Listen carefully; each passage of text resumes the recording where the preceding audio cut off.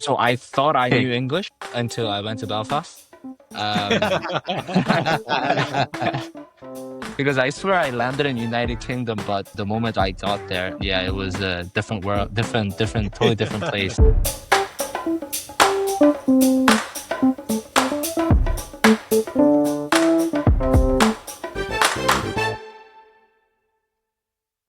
Welcome back to the Sports Dentistry podcast.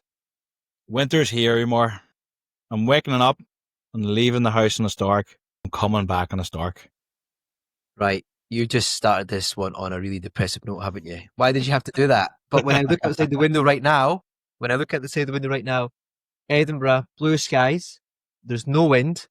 I think it's maybe hitting 14 degrees, 15 degrees. That is the most perfect autumn day. And if you ever needed any evidence that there's such a thing as global warming, it's the fact that Edinburgh is so warm at this time of year. That's true. That's true. There's actually something quite magical about this time of year when we were driving around yesterday going to see some friends, and when the colour of the leaves and the trees are starting to change, you've got the really nice orange and red colours, something really beautiful about that. So yes, you might have started on the wrong foot on this podcast and talking about it being dark in the mornings and nights, but I'm still trying to hold on to hope. Yeah, don't. We've got a few more weeks left. Acceptance is the first step to anything. That is true. That is true. But yeah, look, we're in the, just coming up to the middle of October. It's been a bit of a whirlwind summer for both you and I, with lots of different things going on. We got off to a really good start with the podcast as the year started, but we have promised each other off air that we will start to pull it back together again, because we have some really, really exciting things coming up in the next few months up until the new year, and certainly after the new year too, don't we? Yeah, and we're only about 6 weeks away from Dusseldorf. We've been talking it since we launched the pod. We're at the start of the year, and it's coming up nice and quick. Words talked about it being the end of year celebration for sports dentistry, and it's not that far away now. It's certainly not that far away. And remember in the lead up to the UK one, before you knew it, it was the night before, and then it was the day, and it was just over and done with. And that's something that you don't want to wish to tie away, because obviously it's something exciting to look forward to. And we know there's going to be lots of very influential sports dentistry people from all over the world gathering there, and it will be a fantastic event. And we do have people on as guests in the lead up to that, not specifically just who are going to be at Dusseldorf, but also from all around the world. So really starting to pull together our contacts and pull together our sports dentistry colleagues and medical colleagues as well towards that event, which we'll hopefully be able to showcase in the form of a live podcast. Yes. The pressure's on to get this live podcast going. Still not sure how we're going to do it, but as I said to someone earlier that said, they've only found out about our podcast and they've started from the start. I had to make sure I give them the reassurance we do get better. The only way is up. So I think that might be the same for our first live podcast. It may not be the best live podcast that we'll do, but we'll get us started and we'll go from there. Yeah, I think we just need to get it done. We have talked about it, haven't we? But it's like a fine wine, these things. As time goes on, we will get better, and our interview techniques will get better. And there'll be other things that we're not thinking about just now. And obviously we haven't delved into doing a video podcast or YouTube yet. And that's something that we probably will need to look at as the numbers continue to grow. And we've had some really good, exciting news with regards to the podcast, which we can't tell the listeners just yet, but certainly over the next week or so, we'll all be able to get it out into the open. And it's something that should hopefully help elevate our status and elevate our audience, not just in the UK, but certainly globally, with having people coming on board and who are going to be able to really help kind of bang the drum when it comes to sports dentistry and what we're about and what we're trying to achieve when it comes to athletes and to the education and prevention side of things, certainly. Yeah, definitely some exciting news coming up. And you're mentioning wine because we've been talking a lot about Stella and Gabosh and having our conference dinner for Cape Town at a winery. So you seem to be referencing wine a lot. It seems to be a lot on your mind. Not particularly. I think it's really important that we do plug when we need to plug certain things. So we've got Bayerskloof and Stellenbosch have come on board, and they're providing us with a really good setup for the conference dinner at the end of the conference in Stellenbosch in that day. So, and it's somewhere where that part of the world is very well known for its wine, and not just for its wine, but for its scenery, for its people. And it's important that we try and let people know that, if you are thinking about getting out to South Africa, the speaker list is imminently going to be released. We've been working quite hard on getting some amazing speakers, if I do say so myself, in terms of the quality, the experience, and the sheer power that they have in terms of their own specific fields. And the guys in South Africa have certainly pulled it out the bag when it comes to some of these keynote speakers. And we're looking forward to getting that out there pretty quickly, because there has been a lot of messages asking about the lineup, because people want to get their flights booked, they want to get their hotels booked. And as you mentioned before, Dusseldorf will be nice and cold. It'll be winter season in Germany. But then if somebody wants to get some sunshine just before Santa comes, no better way than getting on a flight to Cape Town. Yeah, it's definitely. And it shows the power of collaboration and working together. We had the Bulls in town this week. The Bulls are over. I think they're playing Glasgow next week. And our good friend Vivek provides a lot of support for the Bulls. And he asked me to go in and help out with the trimming of a mouthguard for one of them. So it's great to be able to support each other that way. And I'm sure building up these relationships, when the teams that we support go over there and they need anything, we'll have them contacts as well. But I'm not sure. It might have been a bit of bad luck for the Bulls, because when Ulster had a great result last night, 4 tries to 1, and they brought it home. So it's a great day. So I would like to say that it's the second match for Ulster, and it's their second win, and it's their second match having a field to play at Dentistry team there. So probably that's the reason why they're playing so well, is they now have the field to play at Dentistry team in place. It was just meant to be. The stars aligned. But yeah. I think what you're trying to say there is that you sabotage the Bulls' mouthguards, so they can't perform to the best of my ability. So when they go back to see Vivek with what is going on here, what is John doing to these mouthguards? But that's it. The beauty of having the contacts and being able to have someone that you trust, and they can go and see them right away, and you make yourself available to do that. That's what this podcast is about. And we've managed to have amazing guests from all over the world, but there was an area of the world where we didn't really know much about. So we had a bit of a discussion, and we just put some feelers out there, and luckily enough, we got some positive news back. Yeah, we've talked about this before, about trying to use this pod to bring people together and developing a real world international group of sports dentists. And we spoke about it in the summer when we looked at the World Sports Dentistry Group, and we had 30 different countries that were represented with sports dentists, either from sports dentists that were networking and actively involved, to actually countries that have set up associations. But there was, as you said, this area that we didn't really know about, and that's everything from Europe, right, swing it round right to America, but going through Asia, where we did have Rena on and the great work they're doing in India. But apart from that, and apart from our friend Vivek down in South Africa, outside of Europe, North, South America, we didn't really know a lot of what was going on. But now, due to yourself being able to find out a few contacts, we've been able to look into Asia, and we're starting to see a wee bit more activity in Asia that we're seeing. But it's been there for such a long time. Like a lot of these associations, there's been a lot of good work been going on, but internationally it's maybe not heard about. Yeah, as you said, we want to try and take this around the world, and we have focused a lot of our attention onto people who are already quite established and who are quite out there. I thought there's some places in the world that I'd love to go. And see, this is why we've gone here, because the winter's coming in, and you're starting to think about where's all these places that are still warm this time of year. Yeah, exactly. And they're starting to get warmer. So that's why we get to Dusseldorf, the cold, and okay, then it's Cape Town, nice and warm. And then from there, obviously, we'll touch on Australia and New Zealand at another time. But where else can we go? We take it a little bit west from Australia and New Zealand. That takes us to the beautiful, beautiful city of Seoul. We send an email and we say, look, we've got the podcast. We're trying to improve our network. And luckily enough, get a reply back.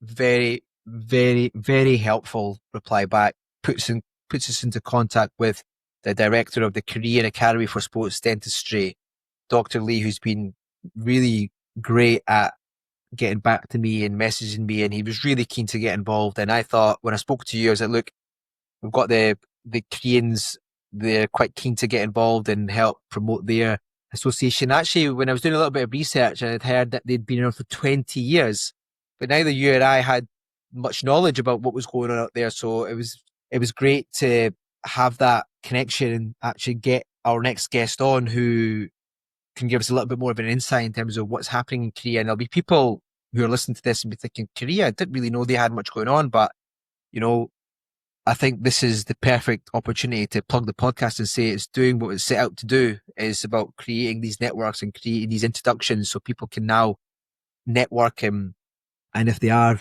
willing to travel and willing to expand their knowledge and expand their sports dentistry careers, then we have to look further afield and we have to look outside our comfort zone and see where it can take us. And, Dr. Lee was fantastic at being able to arrange a time that suits him because they're 8 hours ahead. So we thought, we need to kind of give them the best opportunity to provide us and the listeners with what's going on with Korea. So yeah, super excited to know what they're going to say. Yeah, and it makes sense because they've had the Olympics. Seoul had the Olympics, 1988, and then they also had the joint Soccer World Cup with Japan. Was that 2002? Mm-hmm, where it was the whole Roy Keane saga, where he walked out because they're training on a car park in their camp. So having hosted these major competitions, didn't become obvious to us, but you would have thought then there must be some sort of sports dentistry or sports itself and everything's been developed must be in a pretty good place if they're able to host these major competitions. So really looking forward to this chat. Don't know a whole lot about Korean sports, what's popular, what's not popular. There doesn't seem to be anything that sticks out of my head. Obviously, they're always in the Soccer World Cup, so you'd think that would be a pretty popular sport. But a lot of Asian countries and stuff, martial arts and stuff seems to be pretty popular as well. So it'd be interesting to see which sports is really popular in Seoul when you're coming through as a kid. What sports do you play? What's popular in schools and things like that to give a bit of an understanding of sports dentistry need? Is there a lot of need for prevention, mouth guards, prevention of oral facial trauma, or is there more focus on their oral health and things like that? So it's going to be a really interesting chat. Yeah, it'll be interesting to see what the similarities are, also what the differences are. I think that's what will help us kind of move forward in terms of what it is we're doing the same, but what we're doing differently. And then that will help keep pushing not just what's happening in Korea, but also us listeners in terms of what we can do here and how we can help improve things. So yeah, I'm really looking forward to this one. Yeah, so let's go. Hey there, sports dentistry fam. We've got big news. If you love sport, teeth, and travel, you're going to want to listen up. That's right. The very first South African Sports Dentistry Association conference is happening this year, and you're invited. Join us in Stellenbosch on Friday, the 5th of December, 2025, for a day of exciting lectures, expert panels, and vibrant networking with sports dentists from across the globe. Then, stick around for a stunning conference dinner under the stars, Stellenbosch style, at the famous Byerskloof Winery. And on Saturday, the 6th of December, we head to the world-famous Cape Town Sevens rugby at the DHL Stadium, sitting at the foot of Table Mountain for an epic day of sport, sun, and celebration. It's the perfect blend of education, networking, and unforgettable South African energy, all in one weekend. So, whether you're chasing CPD or chasing Sevens tickets, this is your chance to be part of something truly special. Come join us in the Rainbow Nation. Tickets are limited. Grab yours now via the link in the description. The inaugural South African Sports Dentistry Association Conference, December the 5th and 6th, 2025, Stellenbosch and Cape Town. We'll see you there. It gives me great pleasure to welcome onto the Sports Dentistry podcast this week Sambu from the Korean Academy of Sports Dentistry. I think I pronounced that right. Sambu, did I? Sangwoo, yeah, I think it's good enough. Yeah. Good enough. Yeah. So we're delighted to have you on because we know very little about what's going on with sports dentistry in that part of the world and where you're based as well. So we're really looking forward to this conversation and getting an insight to see what you guys are doing and how it relates to the stuff that we're doing. But just before we get into that, can you give ourselves and our listeners a little bit of a background into yourself, how you developed into sports dentistry, what sort of things you're doing at the moment? So in terms of dentistry, I graduated in 2018 from Queen's University Belfast. And then I worked in United Kingdom for about 3 years. Giving me a thumbs up. And then after 3 years of work, and I had to come back to Korea to serve in the military, which is why I'm back here at the moment. And while I was serving, I decided to take the national dental exam for Korea as well, and luckily got through. And I've been working in Korea for about a year and a half now. And as I was working, I started a bit of networking with other dentists who are working in Korea, but also graduated from other European countries or from America, things like that. And I got introduced to this association because I was already interested in sports, and I was able to get in contact with the president, and then I showed that I was quite keen for it. Then I've only recently started really working for the association, so about 4 or 5 months. But yeah, I'm trying to make some impact as soon as possible. So here I am. Yeah. Very good. I also went to Queen's. I didn't realize you went to Ah, Queen's in well, Belfast. Yeah. I mean, I heard your accent and I did assume, but I didn't want to make Yeah, such quick yeah. assumption. Yeah. Very good. I said Belfast was a whole lot different when you were there that compared to when I was there. It's You a were really there. vibrant. Oh yeah, so I qualified in '06, Oh, so a six. little Oh, bit okay. before. Right. But it's a really vibrant European sort of city at the moment. So I'm sure you enjoyed your time. So you worked when you qualified from Queen's. Then did you do the VT training, the foundation training? Was I that did. where was that based? Was that based in That was England or in. where did I you go? did it in Edinburgh. Oh, very Oh, good. Where Yeah. Umar's Yeah. based? that's where I'm based. Oh, is that That's where right? I am. Yeah, Oh, yeah. there you go. There you go. Small world, guys. Small world. Yeah, I know. I Yeah. know. So where about Edinburgh were you? So I was living in Edinburgh, but my practice was in Livingston. Yeah, that's literally 15 minutes from my house. Oh, is that right?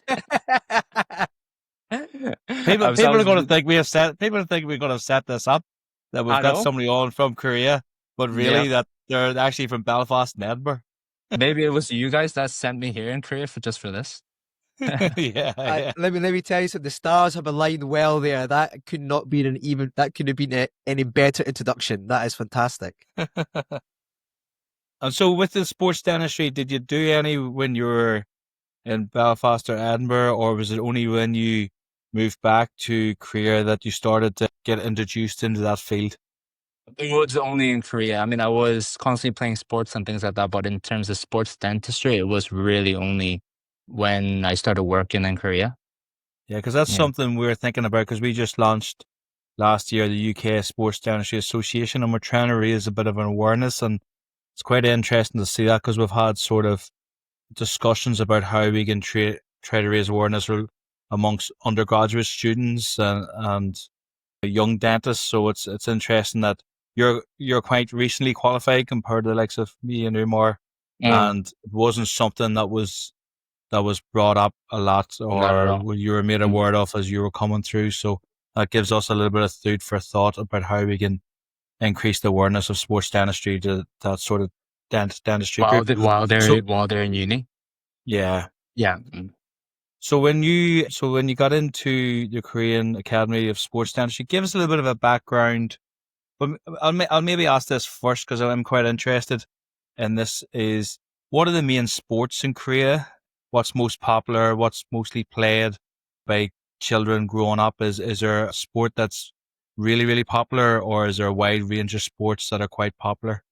It is quite a wide range, but you do have the more popular ones like football, basketball, baseball. Those are the more popular ones. But obviously, we've got the traditional, like the Korean national sports, which is taekwondo. It's like it's like karate, but it's like the Korean version. And obviously, we've got the Olympic Games for that. So that's definitely up there. And then other than that, it's really like the sports that we can watch on Summer Olympics, like badminton. But yeah, I would say those are the more popular ones at the moment. And the taekwondo, now the Olympic version of taekwondo would be slightly different than the full principle of taekwondo, is it? Because In terms of, the Olympic one's mainly just kicking, isn't it? You can only really score with the legs, or have I picked that up wrong? I'm not 100% sure on this, but the reason why they use their feet more is because it's got a wider reach. So the points are based Okay. off whether you can make contact with their upper body or their head. So I think it's just a lot advantageous to use their feet more than their hands. I think that's why. Okay. Yeah. Okay. And then with the Academy of Sports Dentistry in Korea, tell us a little bit about it and how long has it been established and what type of work are they doing? So yeah, because I've only recently joined, I did some research and a bit of studying about the association as well. And I found out that the academy was established about 20 years ago. It was quite a while ago. And back then, the awareness of sports mouth guards in Korea, it was very low, the awareness of it. So I think the only elite athletes were wearing them. I think, which is why the main focus of the academy has been about legalization of mouth guards for athletes. So I think the academy's main goal is regarding the awareness of the mouth guards and manufacturing for the athletes as well. Other than that, the academy is also trying to conduct some scientific research on whether mouth guards are really necessary or whether they enhance athletes' performance or whether they intervene with it. So that's their second area of focus for the academy. Yeah. So it's been established for 20 years and we're only really starting to get to grips with how things have been going, not just in Korea itself, but all over the world from the people that we've spoken to. It's been around for such a long time, sports dentistry, yet it still feels like it's in its infancy. So in that period of 20 years, from what you've been able to read on and speak to your colleagues about, how has that changed? Is there becoming more of a widespread interest in sports dentistry in Korea? Is that something that's becoming more popular? Is it people who are more interested in it because they feel that they can make an impact in the athletes that are now competing in certainly combat sports, and maybe it's something that they can help with them? So can you give us a little bit just more information about kind of how it's grown in that 20 years and what are the main changes that you have read up on? So the main changes, it would be, they started off small, but it has been about making efforts for, about education regarding how dentistry is related to sports and the importance of it. And and the academy, we've been trying to make like legalization in terms of mandatory mouthguard wear over the 20 years. And the major accomplishment has been the legalization of wearing mouth guards in Taekwondo. But I mean, we are trying to get more and more other sports to do the same, like trying to wear more mouth guards. Other than that, recently, other than the mouth guards and the legalization, we've been constantly collaborating with the actual athletes in terms of going to the facility center and trying to provide dental care for them. So we do regular checkups and we also provide treatment for them.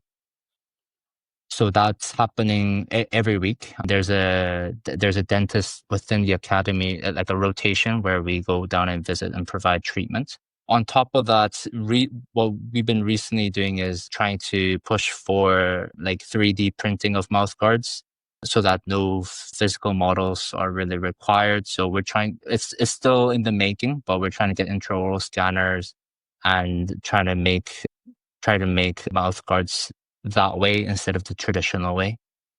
So just take you back to the work that you've done in mandating mouth guards for Taekwondo. How was that approach done? Is that through the national governing body for Taekwondo? Is Yeah, that who you were able to work with? Yeah, so this included working with members of the Korea's National Assembly. And it did take a while, but we were able to make mouth guard regulations, and that was written into law for Taekwondo. But we're trying to do the same for other sports as well. Just on that, because there's other sports that have mandatory use of mouth guards. So you've got the likes of amateur boxing, but the issue is sometimes the lack of clarity around it. So with an amateur boxing, they've quite an extensive guide on the medical part of things, and part of that is that the boxer it's mandatory for a boxer to wear a mouth guard, but the only actual conditions around the mouth guard is that it can't be red, or it can't be red so they can see blood. So there's no talk about whether it is a custom fitted mouth guard or whether it's such a protective mouth guard or what. And also in Irish sports and Gaelic football, they brought in a mandatory rule in 2013 that everybody needs to wear a mouth guard, but the only guidance around that is that the mouth guard needs to be CE marked, and it was more around the insurance, so the athlete wouldn't be covered under insurance if they had got any injury, and they weren't wearing a mouth guard that was CE marked. So that was the only sort of guidance. So when the Korean Academy was working with getting Mandarin Taekwondo, is it just that it's compulsory to wear a mouth guard? Or is there a little bit more guidance about the type of mouth guard or anything like that? At the moment, as I'm aware, it's only the fact that you have to wear it, like it's mandatory to wear it, but it doesn't go into little details about whether it's custom fitted or what the color of it, things like that. So I don't think we've got into the little details about that mandatory law.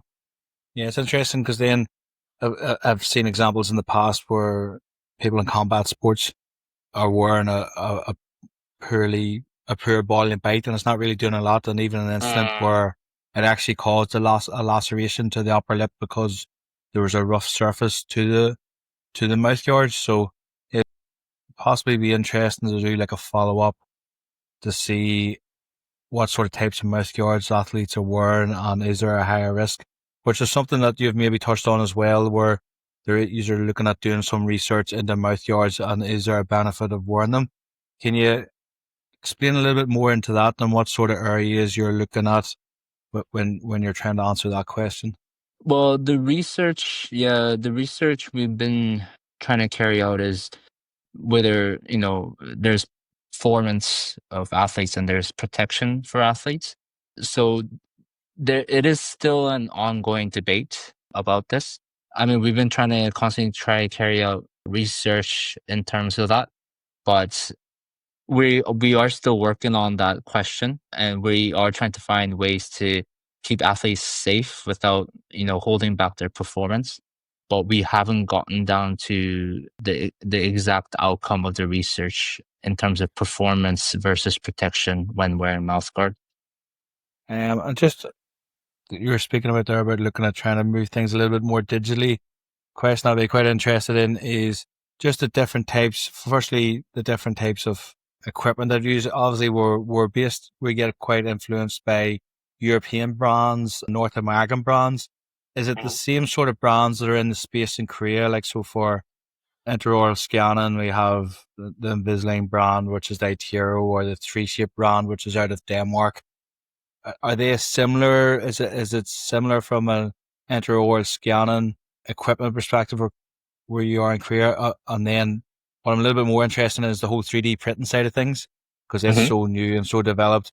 Like we've got Formlabs and Sprint Ray are quite predominant 3D printers where we're based. Are they the same companies that are operating Korea? Yeah, we are using the quite exactly same brands. We've got Prime Scan from Dentsply, Trios. We are using pretty much the same scanners here as well. And then what from the 3D printing, because I'm quite interested on the 3D printing side of things, and because I think the biggest obstacle is from moving to a direct to 3D printed mouthguard is the type of resin. And then with 3D printers, having some of them are closed systems with their own resins. Have you been able to develop your own resin, or are you using, so from a 3D printing point of view, what sort of 3D printed mouthguards materials are you using? We haven't carried out the 3D printers yet. We are currently trying to bring it into the system, into the training facility center. But in terms of regulations and things like that, it's still a work in progress. So when we have the symposium in March next year, we will be able to have a better framework and better design of how we're going to be carrying that out. But at this exact moment, we're not carrying it out in the training facility center yet. Talking about the training facility center, whereabout is that? Is that in Seoul itself? And the members that you have who work with the Academy for Sports Dentistry in Korea, are they in Seoul, or are they in a bigger demographic area? Can I let the listeners know whereabout these clinicians are based? So we've got one in, it's not based in Seoul. We've got one in Jincheon. Let me just find that in English. Jincheon. Jincheon. So yeah, that's where the facility center and the Olympic Village is. And then we've got other one in Icheon, which is for the Paralympics athletes. And then you said that you guys you've got like a rotation, so there'd be somebody that goes there every week or every month to look after the athletes. And what sort of athletes are you looking at apart from Taekwondo? What other athletes are you looking at or looking after? Really, all athletes that are training there. There's no just, oh, we do Taekwondo, we do badminton. It's all athletes. And we've obviously got two separate facility areas, one for the Paralympic athletes and then the Olympic athletes. So we have two separate rotations to provide dental care for both the athletes there. And is that something that's free of charge for the athletes, or do they pay a certain amount of money, or how does that work? It's free of charge, and the dentists are really just closing their practice for the day and then just volunteering to go down there and provide treatment for them. And what sort of facilities do you have there to provide the treatment? We've just got the standard dental unit, but we're avoiding doing difficult surgeries or anything that requires follow-up by that exact same dentist because of such rotation. So we are at the moment trying to do more simple restoration treatments, endodontic treatment and things like that, but nothing like surgical extractions or any implant surgery, orthodontic treatments. We're not carrying those out yet. So we're providing more the preventative measures and then more of a simple treatment that we can carry out that day. And then if the athlete wanted some more treatment, like you say, if they wanted an implant or if they wanted orthodontics, would they then just visit the practice privately and they would do that as a private thing?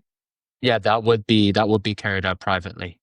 Obviously, if they were to be carrying out orthodontic treatment or implant surgery at a private practice, but obviously requires like routine checkup for the treatment that's being provided, or let's say a bracket came off, or it needs like an emergency dressing for the implant surgery where the area where the surgery has been carried out, we can't do things like that. What are you finding the need of the athletes is? Is there any sort of trends that you're finding?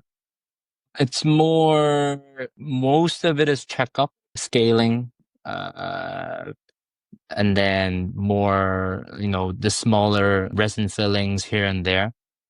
But it's nothing, there's no real complicated treatments that is required. So it is something we can provide treatment for, but it's also something where, we're always here if you were to require any sort of emergency treatments, or whether, they could be training and had dental trauma.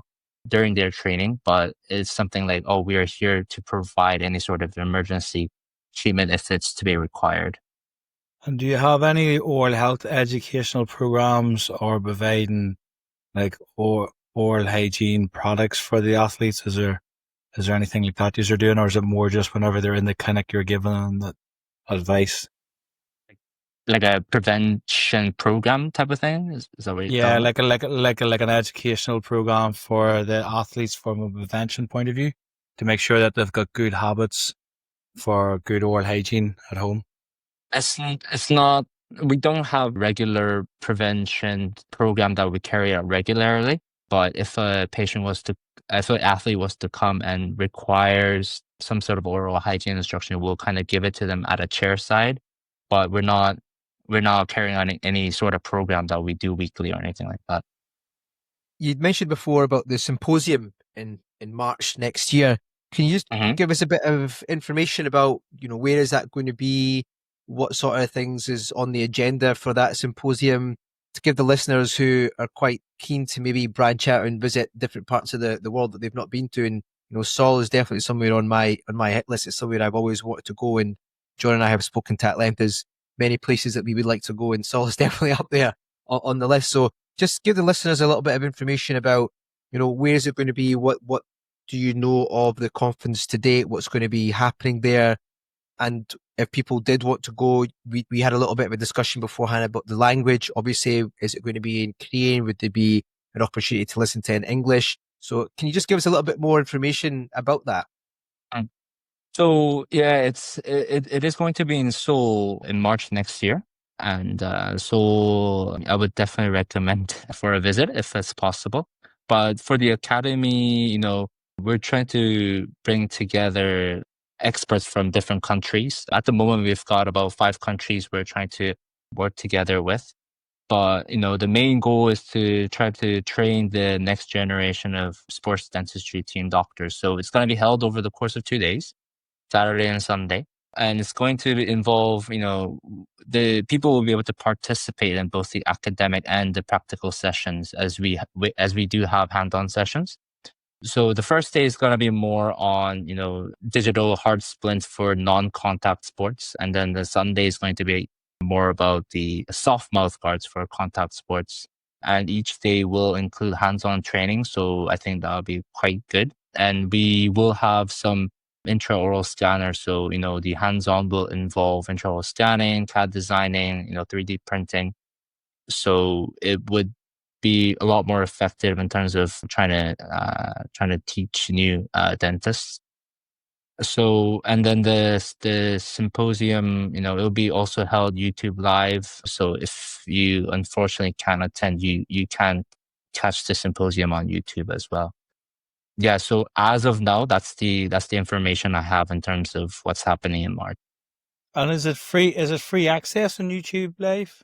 I believe it will be. I didn't ask about the exact pricing of it yet, but I would say the YouTube Live will be free for the global viewers. Yeah, that's fantastic. And how often do you usually run a conference? Do you do it on a yearly basis or every 2 years, or how often do you try to run your conferences?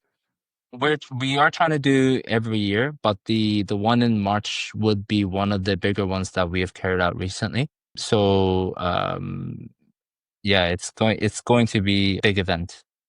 And then how do you facilitate, just out of interest from organizing conferences yourselves, you've talked about doing quite a little bit of hands-on throughout the 2 days. How do you facilitate that for large numbers? Do you break people up into groups, or is it like, do you have to sign up for a workshop and there's limited numbers, or how have you been able to try to design it where you can introduce the hands-on sessions? Yeah, I mean, because we will have limited amount of scanners and hands-on equipment. So we don't have the exact number of how many people are going to be participate in the symposium, but we do have sponsors from different companies. So in terms of providing for the equipment and the scanners, I don't think it's going to be as big of a problem. So I think we will be able to try to get the numbers first, and then we'll be able to bring out as many scanners as possible. But we do have quite good sponsorship from the companies, so I think that's how we're going to carry it out. That's interesting. 'Cause that's something we have thought about bringing in, but there is challenges to trying to design your conference to facilitate hands-on workshops. So what sort of companies have you got backing the Korean Academy? The company. At the moment, we've got Dentsply, 3Shape, and then we've got Ostem. This is a Korean company. I don't know if you guys are aware. It's the biggest dental company in Korea. So as of now, we're going to be. Oh, and then we've also got other Korean companies like Dentium, Megagen. So it's going to be a mix of those companies. But in terms of scanners, it's going to be mostly Dentsply and 3Shape. That's nice. You'd also mentioned that there was 5 other countries that you've been working closely with. What other countries are they? So I just got the information that it's going to be 5 countries, but I unfortunately don't have the exact which countries it's going to be. So that's something I will be able to find out for you and let you know. They'll be based in your sort of region, or there'll be more Asian-based countries in your region? Is that who you're collaborating with? Yeah, I think Japan would be definitely one of them. And I do think it's going to be more the Asian countries. And also, I will find out what language it's going to be in as well in terms of the symposium. So I think that's one of the challenges of bringing all these sports dentistry associations together. You spoke about this previously this year, where we looked at, because I'd be also involved with the Academy of Sports Dentistry, which is the North American-based sports dentistry group. We chatted about trying to have like a world conference, because there's quite a lot of sports dentistry associations in South America and Europe. But then the big challenge would be, how do you present, like what language do you present it? And you would think like it should start becoming quite easy now with AI and things like that, if we were to be able to have headsets maybe at conferences, and you can present in any language, and the AI headset would be able to hopefully translate to the attendees' language. But do you think that it would be one of the great goals we try to bring this is what we're trying to do in the podcast, bring everybody internationally, worldwide together, but language is always going to be something that's going to be a little bit of a stumbling block to try to bring everybody together for like a conference. Because we spoke about it when we were thinking about doing a all-American conference. We're going to have to maybe a lot of Spanish speakers and Portuguese speakers and English speakers, and then how do you facilitate for all 3 languages? So if anybody has any good ideas of how we could do that and bring together a real world conference, that'd be quite interesting. That would make things a lot easier. But I mean, like you said, as with, recent, boom with AI and things like that, it just seems like it would be a lot easier than we think, but at the end of the day, it's not. So I think it is something we do have to bring our heads together and how we can figure that out. Because once we get the language things out the way, it's going to be a lot more easier and to connect together and show what sports dentistry is about, not just within the dental side, not just within the dental world, but, outside of it as well. And just speaking about that then, how do you find, because we find outside the sort of dental world that our strongest connections are with the sports medicine doctors and with the physiotherapists. Is that the same in Korea? Are they the important key holders to athletes, or who do you collaborate with whenever you're trying to introduce sports dentistry? So yeah, we often do collaborate with the sports, the medics, but recently we've been trying to become a bit more independent, and we're trying to have dentists as team doctors. I know we're not doctors, we're dentists, but we're trying to create a training program so that we can be certified as a team doctor. So recently there was a marathon that happened, and it was actually dentists from our academy who were the emergency medical team on site. So, someone actually someone actually fainted, had a fall, things like that. It would be actually us that went to help out and provide emergency treatments. But because, we do learn about medical emergency in university, and obviously something we still need to stay on top of. So it's something in Korea, what we're trying to do in the academy, what we're trying to do is actually the dentists who can also provide medical emergency treatments for such sporting events. Yeah, that's great. I mean, you've talked about they're supposed to be in March. Do you know what dates they are? We don't have the exact date yet. Let me just double check that, what he sent me. Yeah, sorry. It's the 7th of March till 8th of March.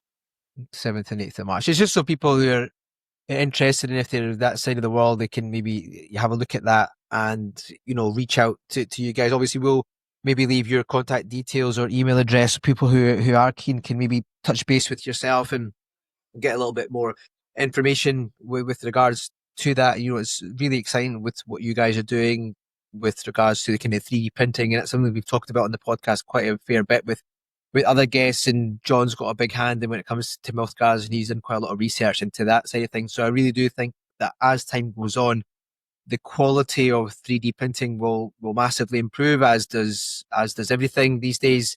And we'll probably be in a position where your scanners, because they're becoming more prevalent and easier to use and more accurate, and it'll be a lot more accessible for people to get hold of mouth guards, and also cost effective as well. This is something that we need to look at. And there's a dying art when it comes to technicians being able to manually make exceptional mouth guards.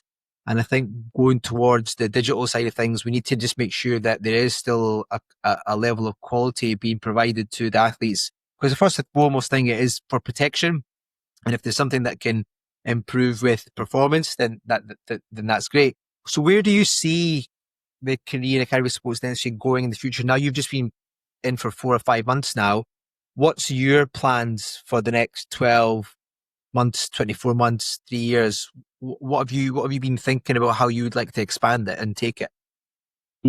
Personally, because at the moment in the academy, I'm the only English speaking member there, which is why I've been. We just have to work out. Did you learn your English in Belfast or Edinburgh, or did you actually learn proper English before you went to Belfast? Actually, I did learn proper English in Canada because I went to middle and high school there. Okay. So I thought I knew English until I went to Belfast. Because I swear I landed in United Kingdom, but the moment I got there, it was a different world, totally different place. Yeah. But I loved every moment of it, and I've lost a bit of my Belfast accent at the moment. But I was speaking, like like a person in Belfast for a while. So so as the only English speaking member in the academy, I'm trying to expand out to the rest of the world as well. And, and as I catch myself on a little bit more with the academy, become a bit more involved, I'll be able to, expand out and help out, other academies in other parts of the world. So I think that's where my unique side of things to help out the academy a bit more. Yeah. Yeah, that's great. I'll just touch back on, you were saying about looking at dentists leading the sports medic team and looking to get a qualification or certification to allow that. Is that a certification that you are developing, or is it a sports medicine certifications that's already there, but where you are promoting the ability for dentists to be able to undertake it? That's for the ability for dentists to be able to undertake it, because the academy right now, it's actually about half of the members are either specialists in MaxFax or are professors, active professors at the moment working in MaxFax, which is why obviously they have a bit more knowledge about medical side of things. And I also did MaxFax as a DCT as well for 2 years. So I think we're trying to, branch out and provide more medical information for other dentists and also encourage them to try to get the certifications to show that, we can attend these sporting events and, become one of the team doctors there. So that's what we're trying to promote. Definitely, and we'd be happy to assist you as John and I have spoken to enough people and have enough contacts where there is groups where dentists, sports dentists from all over the world are involved in, and there's a big WhatsApp group which we'll get you added into, and we'd be happy to help to promote anything that you guys are doing, because I do feel it's something that is growing, and certainly since this podcast launched early in the year, I think John probably agrees with this.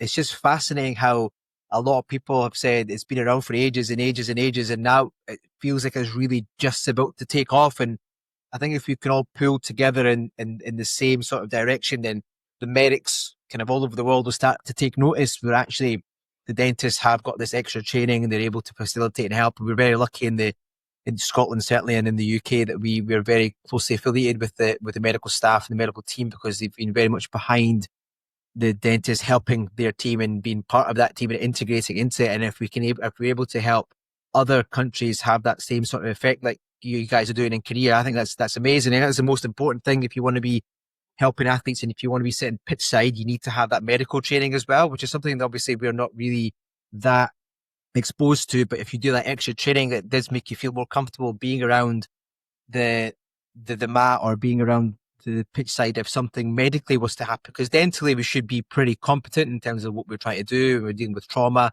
but medical side of things is a completely different thing, especially if somebody's fainting or somebody's a dislocated shoulder or somebody's getting concussion. That opens up a different kind of worms where you have to have that training behind you to be able to facilitate the athlete. So I think from our side of things, we're very grateful, first of all, for the Korean Association getting somebody like yourself on with such amazing English. Now, your Irish accent would probably come back pretty quickly on a night out with John, I'm pretty sure, because the longer you spend with John, you automatically feel more Irish. And that's how I feel when I'm with John. By the end of the night, I'm starting to speak Irish, and I've never lived there. Especially a couple of pints down, I think it's going to be coming right out. Yeah.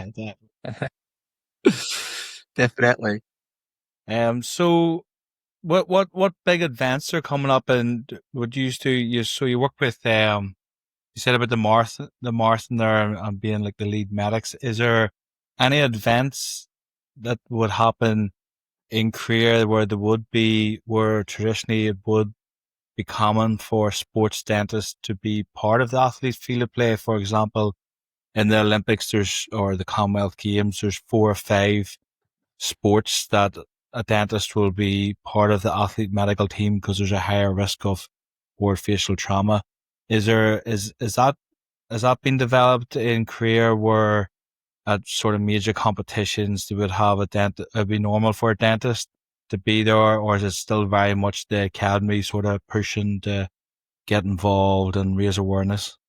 I mean, in terms of major sporting events, it's something we are still trying to, push more in terms of getting the dentists from the sports academy to go and actually provide medical treatment. But at this moment in time, we are not able to actually attend the Olympics or Asian Games or anything like that at the moment. So I think it is something the new president is trying to push more recently. And how do you find the relationship with soccer? You were saying soccer is like football is one of the more popular sports in Korea. How do sports dentists find that relationship? Is it common for sports dentists to be involved with a football club, or is it still something that is growing and needs development? So we're not really attending all the football games at the moment, but we're obviously providing the dental care behind the scenes, but we're not actually there on the pitch while the games are happening. So it is something we are trying to push more towards and trying to be the active member of the medical team and to be there actually on the pitch. I think that would be one of the main end goals that we're trying to achieve. And for example, all the work that's being done behind the scenes, would you have a way of recording that? Do you just keep a record? Is it kept? The reason I'm asking is that we had previously on the podcast Emilio Canal, who is a dentist based in Washington, and his first introduction to sports dentistry was the 1994 World Cup, and they had him as like a field of play for games, for matches that were going on in Washington, in the soccer stadium of the club that he's associated with. But now next year, this is going to be 26 plus 6, 32 years on. The World Cup is now back in America, and he's been told that they won't have any dental support during next year's World Cup on the pitch.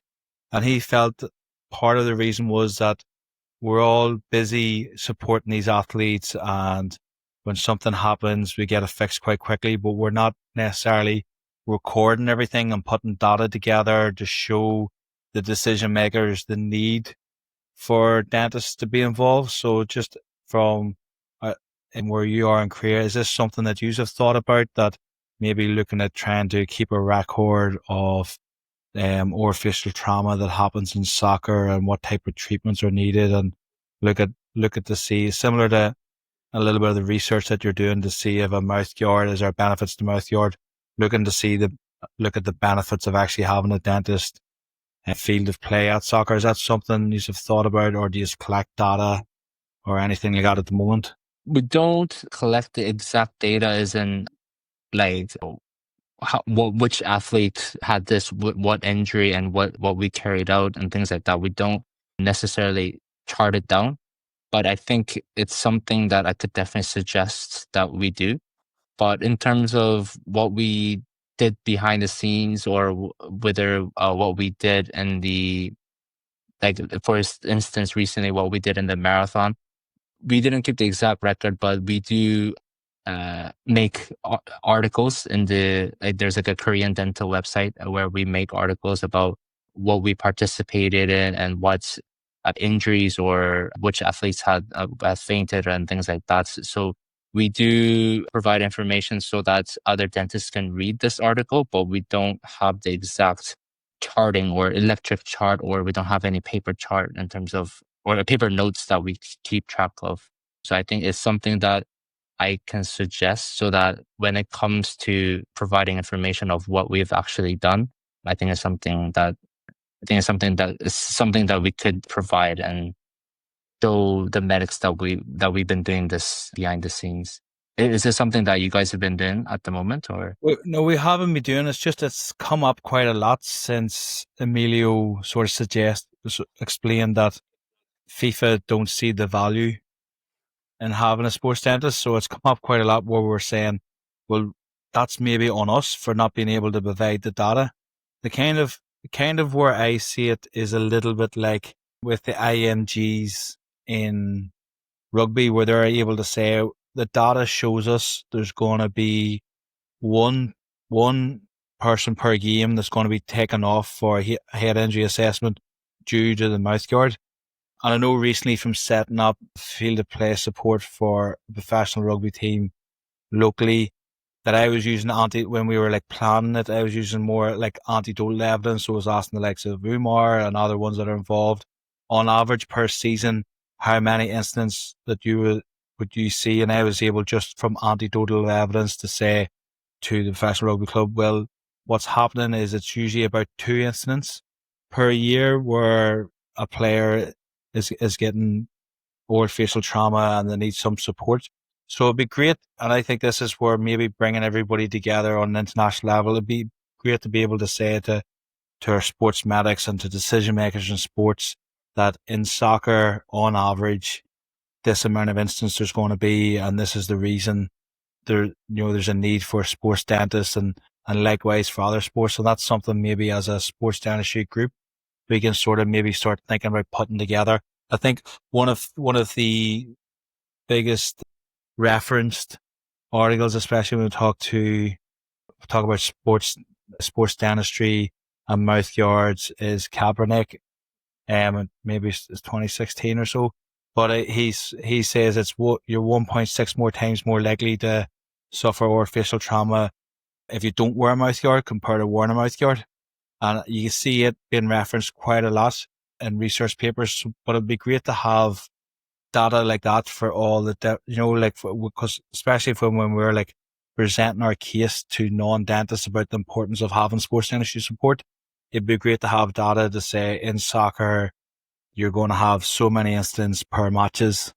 So this is why you would need a sports dentist, or in rugby, there's going to be so many incidents per matches. And that's maybe as a sports dentistry group, that's something that we can maybe think about trying to be able to get data put together and research put together where we have the confidence to suggest exactly the need for sports dentists to be pitch side.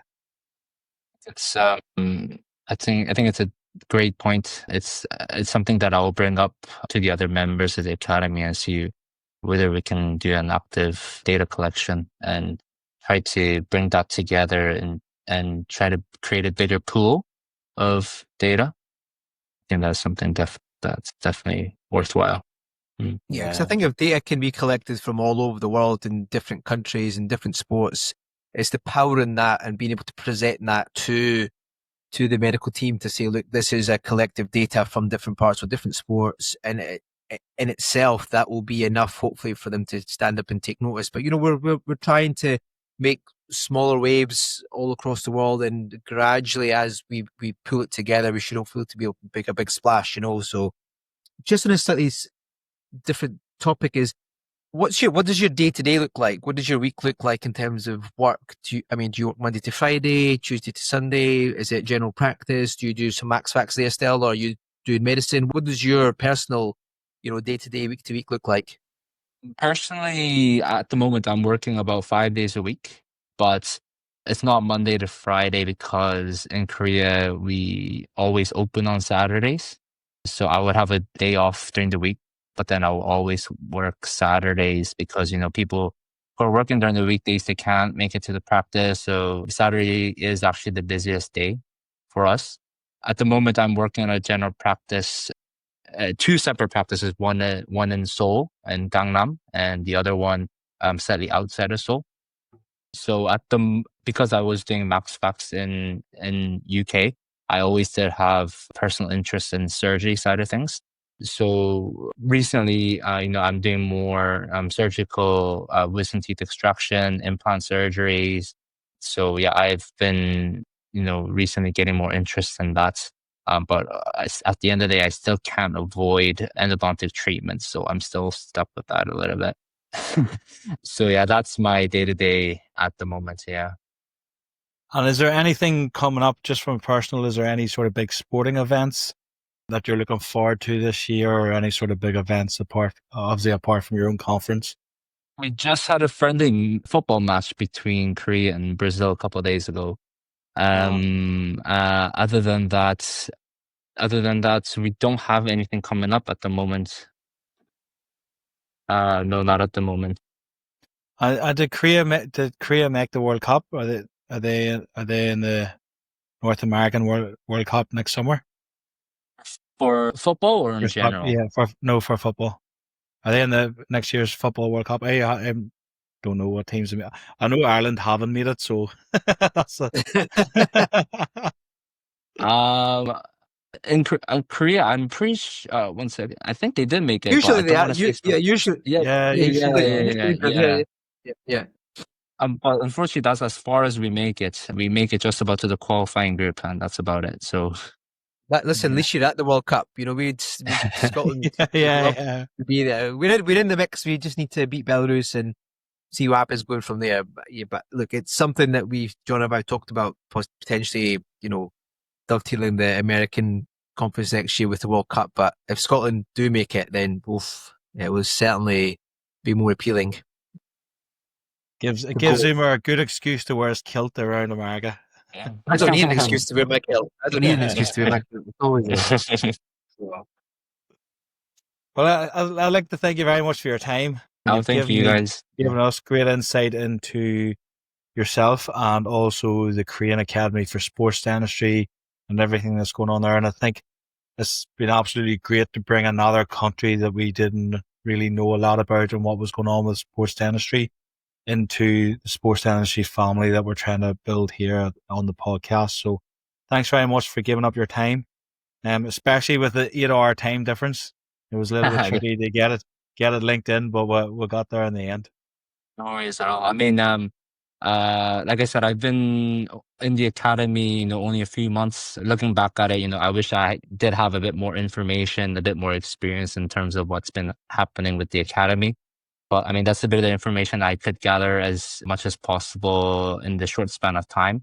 So the next time we have another podcast, I'll definitely be a bit more informative. And I've taken down some notes there as we were having the podcast there, so I can look further into it and then provide you with the necessary information whenever I can through WhatsApp group or things like that. So, I mean, if you guys still do have more questions, the questions I won't be able to maybe answer on the spot, but I would definitely, make the effort to try to find out more about it and provide you with the information as quick as possible. Yeah, no, definitely. We really appreciate you taking the time to do it. I know the time difference has been a little bit of a sticky point, but we've got there eventually. When it comes to closer to the time in March, we'll certainly touch base again. We'll do what we can to try and help to promote you guys and promote all the other friends. And that's what we're about. We want to try and continue to give people like yourself and associations a platform to get out there, and who knows what will come from it. You've only been in it for 4 to 5 months, and we've got a lot more in common than we thought. You'd been to Queen's, you lived in Edinburgh, worked in Livingston. You just can't write that sort of stuff, so that's quite funny. That's quite funny. That's come about. But yes, that's great. It was great to chat, and we'll be in touch. It's good. Thank you. Thanks very much. We are delighted to have Ionate as a sponsor for the Sports Dentistry podcast. Are you looking for a water bottle that's built to keep up with your active lifestyle? Look no further than Ionate, the totally leak-proof water bottles with triple lock technology to prevent spills no matter where you're headed. With a simple one-touch opening mechanism, you can sip on the go without hassle. Plus, Ionate's sleek, modern designs are not only functional but can be personalized just for you. Made from high-quality steel, these bottles are easy to clean, and best of all, they're sustainable. From 320ml to 1200ml, Ionate has the perfect size for you, whether you're just out for a jog or going on a long hike. And it doesn't stop at water bottles. Ionate also has travel mugs and flasks to keep your drinks just right wherever you are. Ionate is the official water bottle supplier to the British and Irish Lions on their tour to Australia this summer, and are the official water bottle supplier to the NFL, so you're getting the best. I have been using their bottles for a long time now and cannot recommend them highly enough. So head over to www.ionate.co.uk to get your hands on the best bottles in the business, bar none. Now back to the pod. Well, everybody's going to think we have set that up, Umar.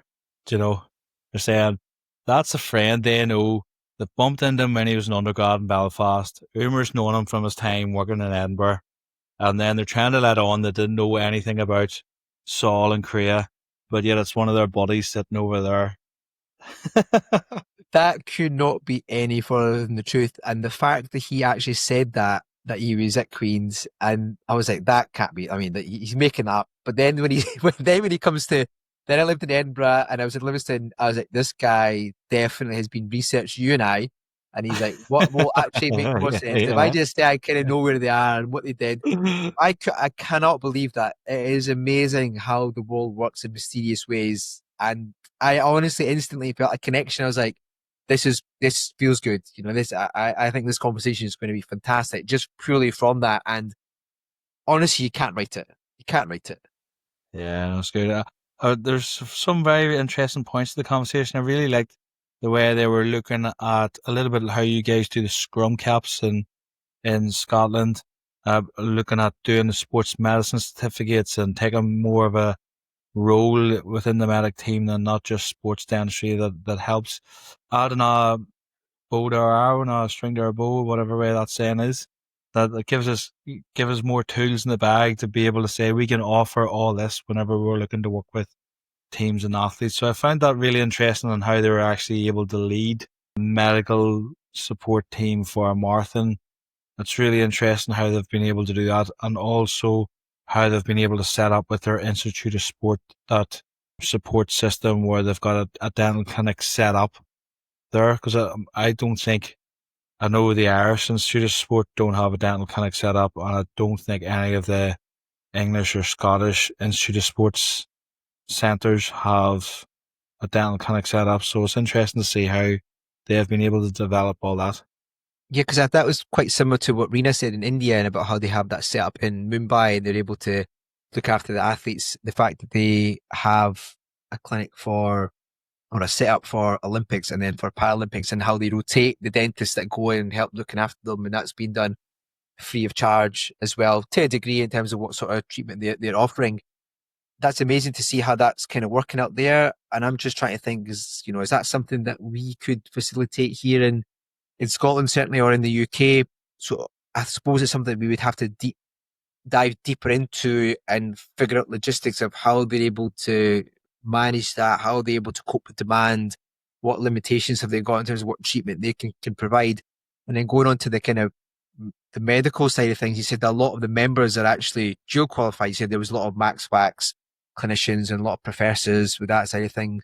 So are they maybe tailoring it more towards people who want to be dual qualified? Is it kind of going down that sort of route? Because certainly for you and I, or a lot of the sports dentists, we aren't dual qualified. We are dentists primarily who then have an interest in the medical side of things. We're able to do the pitch side courses and that allows us to do that. But certainly I couldn't really see myself going through medicine like another 4 years or 5 years to try and do max to get into kind of sports dentistry from that side of things. So it's quite interesting to see that a lot of the members there are doing it that way. Yeah, it is quite interesting. Although they must still have quite a general dentistry focus if they're looking at doing workshops for 3D printed splints and that hard splint design, and also for EVA mouth guards, thermoformed EVA mouth guards, the soft mouth guards that they were chatting about, workshops for that. So there's still must be a general dentistry theme to it as well. It's quite interesting how they're also looking at the development of digital dentistry and looking at the possibility of replacing the current standard for custom fitted mouth guard with the 3D printed process and doing direct to 3D printed mouth guards. And digital dentistry has just really took off the last few years. Now, I don't think it's there just yet with the types of resins and the designs and things like that. I don't think there's 3D printed mouth guards is at where it needs to be for people to be recommending it instead of your custom fitted thermoform dual laminated EVA mouth guard. But with this much interest in that field, it's only a matter of time, it seems to be, before we're going to be coming a lot more standard for it to be a 3D printed mouth guard we're going to be fitting athletes with. Yeah, it's moving at such a fast rate. And if you look back at even 3D CAD CAM designs and 3D printing 2-3 years ago compared to now, it's come on leaps and bounds. And what is it going to be like in another 2 to 3 years' time? It'll be on a different level. So we need to continue to embrace it. I think it's important that we can't knock it and say, no, the resins aren't good enough or the printing's not good enough.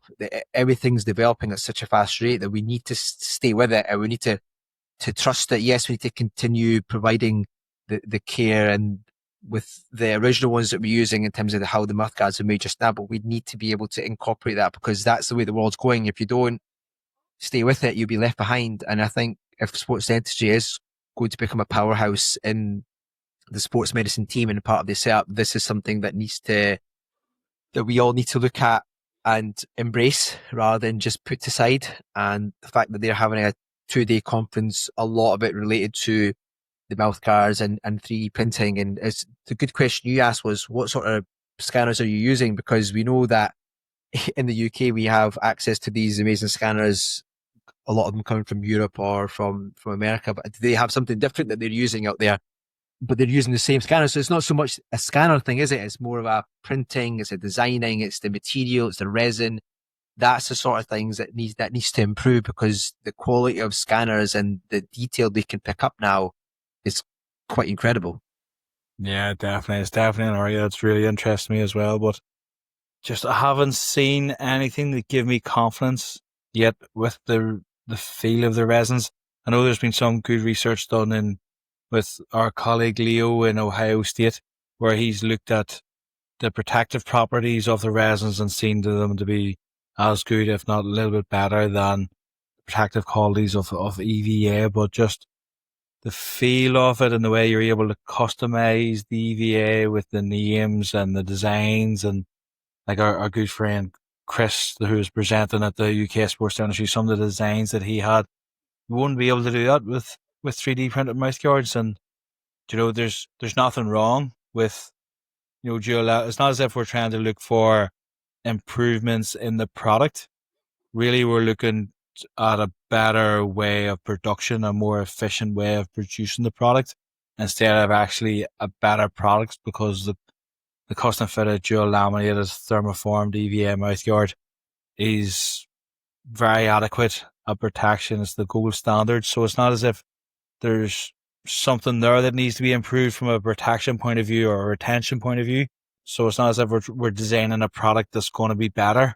We're sort of designing a product that's an easier manufacturing process. So I suppose that's a challenge too as well, whenever we do have resins in and when we do have something that can compete. Like, the question would be, are you doing it a 3D printed way because it's just easier and cheaper to manufacture? Is that actually better for the patient because maybe your patient wants to customize, maybe they want designs on it, maybe they like that feel of the soft EVA compared to a hard resin? So it's going to be interesting where it goes. I'm not saying that we won't all just go ahead in 10, 15 years time. Maybe we are all providing 3D printed mouth guards because that's the way it's went. But I think that would be the challenge, the fact that the actual product's not necessarily going to be an improvement of what we have at the moment. Yeah, no, I think you're right. The gold standard has to be what we're churning out day in, day out. And people who are going to be designing these sort of mouth guards still need to be exceptionally trained in making mouth guards. So people like Chris from XS or King from Smile Plus or Anthony at OPRO, they should be the ones who are designing the mouth guards on these CAD-CAM designs to be able to facilitate exceptional mouth guards from 3D printers, because they're the ones who are doing it day in, day out in the traditional way. We don't want to deviate from that. It's really important that we don't make it us and them type of thing. It needs to be together. So they should really be able to hopefully embrace what's happening, because we certainly do not want to be replacing the skills of these technicians, because that's not the way we want to go. Because as you said, the designs that some of these technicians, in particular Chris, can make are quite amazing, to be honest. And even when we were at the conference, and King was there, who does a lot of the mouth guards we do at Smile Plus, and he was like, wow, like his stuff and his design work and how it looks and how it presents and is quite incredible. And that's coming from another technician. So how big a applause can you get from another technician saying, wow, that's amazing? And then even with Anthony from OPRO and the stuff that he's doing, yes, he's probably doing it at a different mass marketing or mass production side of things, but they still need to have that input into what it's going to be like in the future, rather than having somebody who's sitting behind that and who's more trained on CAD-CAM design or more of a computer trained rather than a technician trained. Yeah, definitely. No, it's definitely an interesting field. Looking forward to seeing how that space develops over the next couple of years. So that's another pod in the bag, and we've got a load of good speakers coming up. The last time we chatted, I was heading to the Steelers match, and I can tell you something about American football. It's more about the entertainment of the audience than it is about the sport. It was a show from start to finish. It was a fantastic day. It was absolutely amazing. Plus the Steelers getting the win topped it off. But there was one stage in the second quarter, the players were playing down one side of the field, and I seen all these people running on the other side of the field, and I was like, we're not near half time yet. What's going on? They did a kicking competition in the middle of the second quarter, and the players had just had to stand and wait until the kicking competition was over before they could do their next play. I'd never seen anything like it. It's like something that you see at half time being done during the game. And I was like, this is just different level. That during the game they did that. So During the players the game. stopped. So the players did like a play, and then it was stopped. Maybe they'd already planned at a certain time it was happening, but the players stopped. And then they would do this sometimes with the bigger games where there's commercial breaks. So the likes of the Super Bowl, there's maybe during the play, whenever, because it's American football, stop start type of game, you do your play, you reset, you go again. Maybe it's one of the plays where the clock's not running, so there's certain times the clock will run and the clock not run, so the ball is out of the sideline, or if it's an incomplete pass, the clock will stop, compared to if it's a run and the person was tackled, the clock will continue. So maybe they line it up for when the clock's already stopped, and then they would have like a commercial break. So obviously for advertising and get more money in for adverts. So maybe they did it like that, but it was during the play. So during the second quarter, the players were down one side of the field, and then about 10 people ran on the other side of the field and did a kicking competition into the set of goalposts on the other side of the field that the players were at. And I was just like, this is just different altogether, where the players are just standing waiting for the kicking competition to go first so they can continue playing. Can you imagine if they brought it into like soccer or football or thing like that? People want to see a flow. It'd be like a corner. It's the same thing. Would be like there was a corner on one side of the field, and the opposite goalpost that had a penalty competition or something. The players had to wait and take in the corner until the penalty competition was over. But then reading the reports, I think Croke Park in Ireland came up very, very well. There was a lot of very positive things that were said. Even the players, I read some of the comments the players were saying that it was absolutely brilliant, and they loved being there, and they felt that the atmosphere was almost the same as what it would have been if they played in the US. And it was quite funny because we were speaking about how the players travelled to Ireland. So one set of, you'll probably be able to explain this a little bit better, but you know, one of the teams went in cattle class and just normal kind of economy, and then the other team went first class, and they had all the whole shebang. And it was quite funny because they put it side by side now, and it was actually the team that travelled cattle class that won, right? It was the Pittsburgh Steelers that won, wasn't it? Steelers won, the ones that were in what you call cattle class. The issue was they were sponsored by Aer Lingus, so they had to get Aer Lingus, which is the Irish airline, the main Irish airline. Sponsors, so how to get Aer Lingus. They probably did. Now, Aer Lingus don't actually fly into Pittsburgh, but maybe they were able to do it, just a chartered flight in to get the players out. But the Aer Lingus planes aren't as fancy as some of the other airlines. So the Vikings, they flew in Delta Airlines, and they were all in business class, where they probably didn't have that many business class seats in the Aer Lingus plane. The Pittsburgh Steelers flew in, so they were just in economy class. Now, they did end up getting 3 seats each or something, or, you know, there's like the way the rows go 3, 4, 3, the number of seats, there's maybe only 3 players per row. But then I know myself from traveling, laying across them 3 seats with the seat belts digging into you, it isn't the same. No, it isn't the same. Definitely isn't the same. But fantastic experience. It was good. And they talked about Dublin being really good because it was quite small and go around it, and how it was a little bit better than London, which made me think like Edinburgh would probably be a perfect spot for an NFL game, and Murrayfield. Do you know, definitely. Like if there were to go out, because it's so close to the city, it's easy to get in and out of the city, and everything would be in the same spot. Do you know, so that's maybe something the NFL could look into, is maybe getting a game up in Murrayfield sometime. I mean, the NFL are going to look at it as a business opportunity anyway. They can go and they can market it and they can make a big financial gain from it, isn't it? That's because it's a multi-billion-dollar industry, and they are taking it around Europe as well, and they're talking about taking it out to Melbourne as well, all over the place. And, you know, we'll take an avid interest in that as a Sports Dentistry podcast, to see where they're taking it, to see which parts of the world we could potentially go to. So, yeah, no, looking forward to it. And then the big rivalry today, the Steelers and the Browns. So I'll be watching that later on today. So yeah, that'll make up my weekend. Fair enough. So what's exciting coming up for you soon? Anything? No, we're in the slog now of the dark mornings and the dark nights. That's it. Building up to Dusseldorf. That's where we're heading to.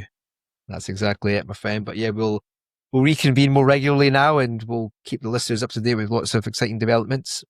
So stay tuned, everybody. It's going to be good. It's going to be good. Next few weeks, we're back on track.